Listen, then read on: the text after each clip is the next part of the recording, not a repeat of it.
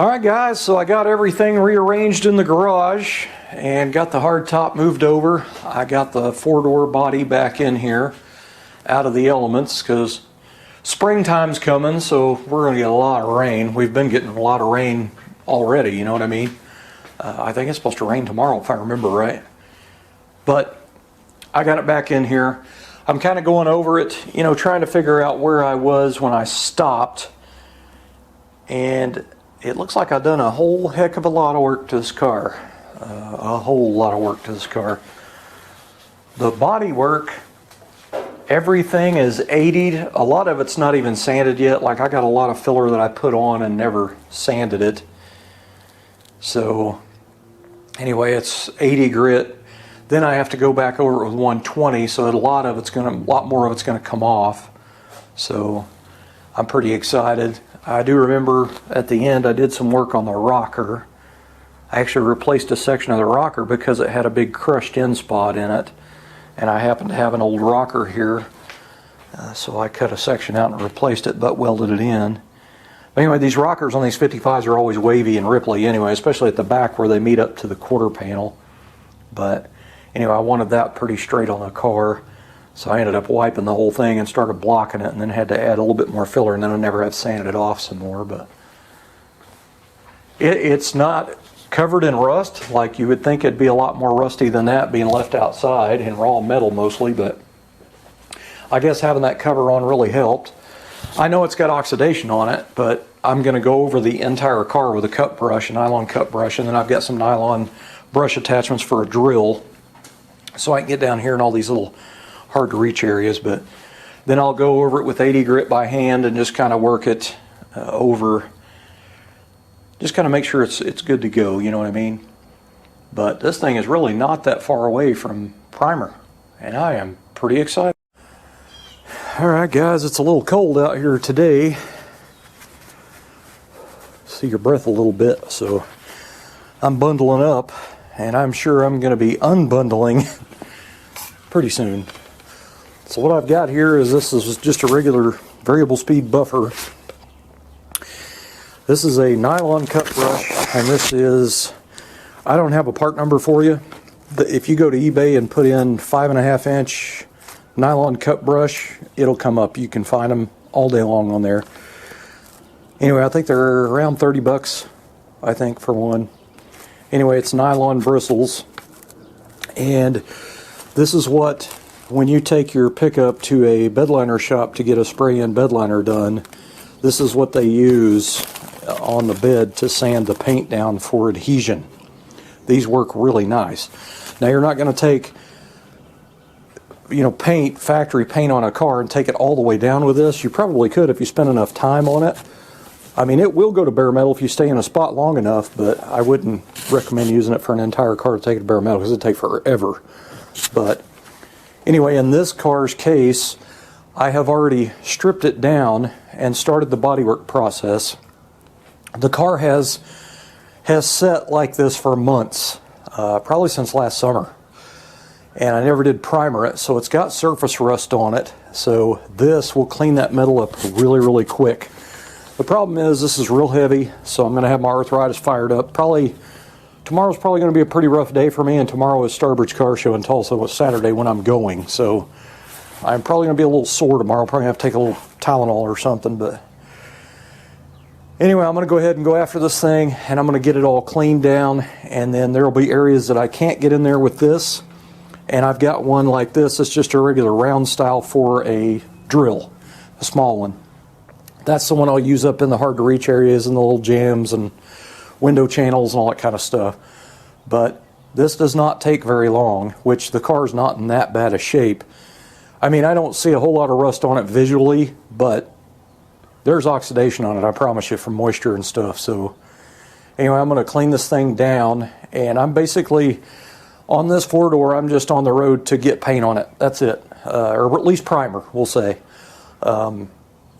My big goal on this car at first, and it may still be that way, I wanted to get all the bodywork done on the body shell and get it primered and then block it and then reprimed with a urethane primer.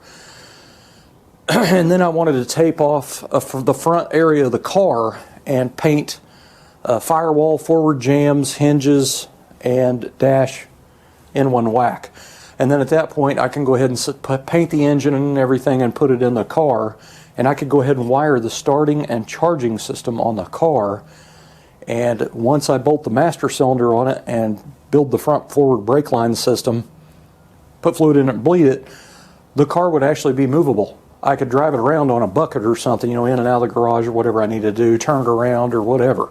So that's kind of what I'm leaning toward, because, you know, I'm two-toning the car. The roof itself, just the roof, because this is a 210 series, I'm going to paint just the roof shoreline beige. I've already got the paint here. The rest of it's going to be like a light green color, kind of familiar of the sea mist green that would originally been on the roof of the car.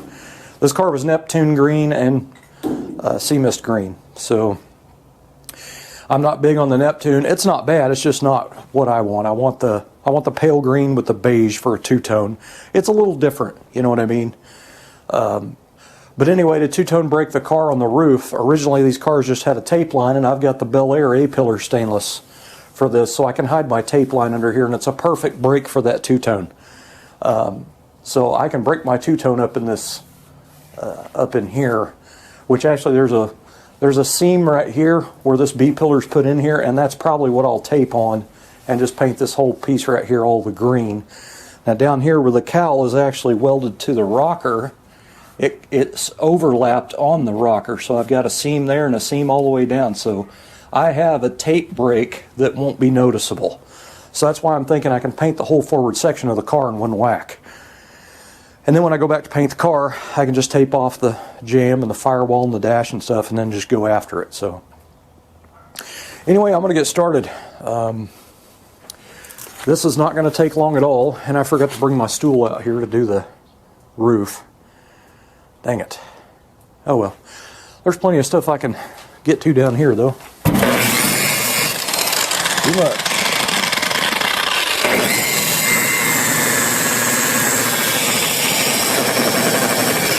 That is not enough.